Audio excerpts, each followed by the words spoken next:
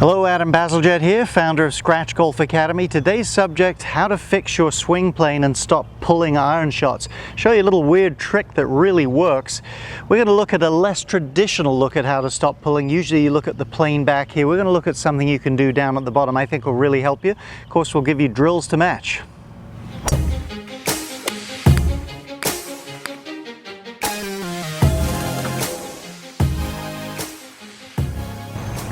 Very briefly, if you're new to the channel, maybe you've watched Scratch Golf before videos but haven't subscribed, please do that now.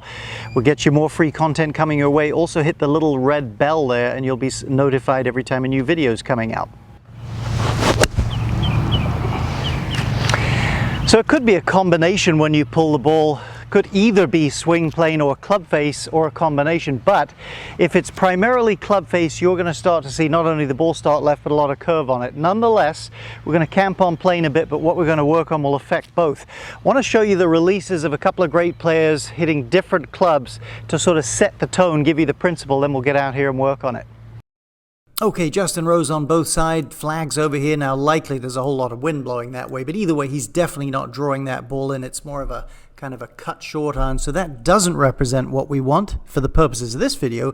The driver more typically, you can see by the way the takeaways are very similar, but watch them go through, let's say a little bit after impact. You can definitely see that the club and arms are swinging more up the target line with the driver than they are with the iron. So what are the differences? Why is it swinging more up the target line? Well, typically when we see someone cutting across it or they're struggling with that, we look at this area of the swing. That's the usual place to see if it's getting steep or if it's over here on a good plane, and that's perfectly valid, but we're concentrating a little more at impact. A couple of things I think come to mind. Number one, hands are a little higher here. You'll see less angle between arms and club there than you will here. And we'll get outside and flesh this out here in just a minute as to why that would influence it that way. Let's have a look from the front view. Let's say driver face on, and let's say him hitting an iron, more of a middle iron maybe. Let's get maybe hip high there after impact. And you can see, this is another point, a lot more tilt back of the upper body. Now, I don't think he's so much tilting back as it's more of a case he's thrust his hips a little bit more. And when you do that, as again, we'll see outside, it tends to drive the club up the target line. Not that he hasn't thrust his hips on the iron, but you can see his chest is not as pushed back because there's less hip thrust there. Okay, let's have a look at one other player and we'll get outside. How about Grant Waite, great ball striker of yesteryear on tour, and let's have a look, say, impact, a little beyond it. Same kind of a look there where you can see the chest is more pushed up and bent backwards. And again, I don't think that's so much the chest. What that is a stronger, what I think that is a stronger drive of the hips. Well, that was more or less a normal swing there. But as we get back to our drill, here's a principle you really need to know if you're going to make this work for you, and that is when you're standing on this side of the golf ball, obviously you are, you can flip it for a left-hander. Swinging more over here is always equated with the handle or the club rising. Swinging around you more is always equated with it staying lower, and your body motion affects that greatly. So as you look from this angle, this is hip extension, this is flexion. What you need is some of that extension to push the club up there, some of that kind of lift of the hips, thrusting of the hips. Again, clearly we don't want to do that towards the ball and do the classic early extension, but most of the time when players have the classic come across it sort of a tendency that we're addressing in this video, most of the time they're too upper body oriented, they're too bent this way, club gets really low and starts to track left. Okay, let's look close up, then we're going to get to our drill. We'll look close up at one more little feature, then we'll get to our drill.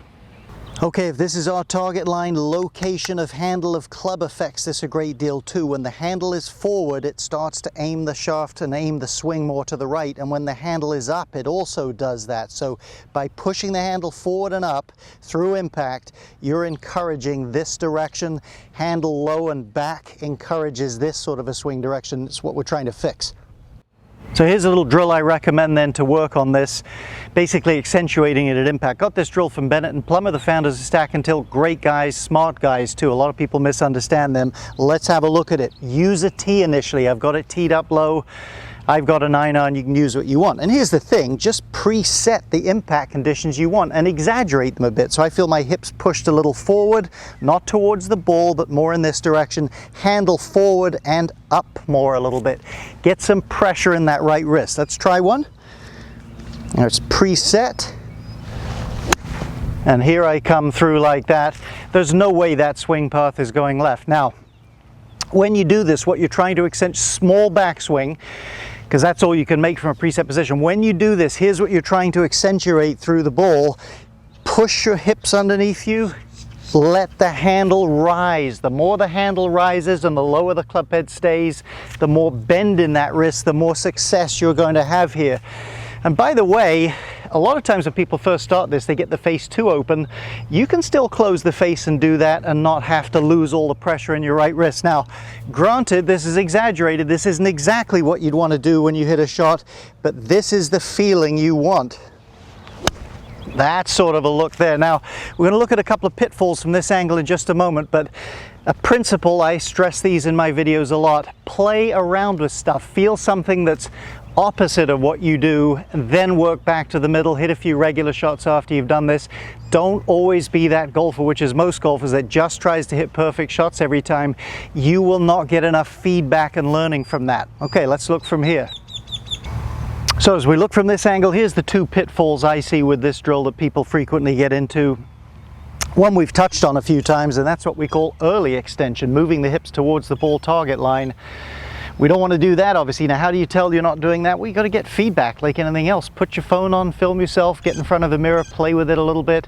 If I was working on it in front of a mirror, I'd be aiming at the mirror with my practice swings, and you can just see where your body is there.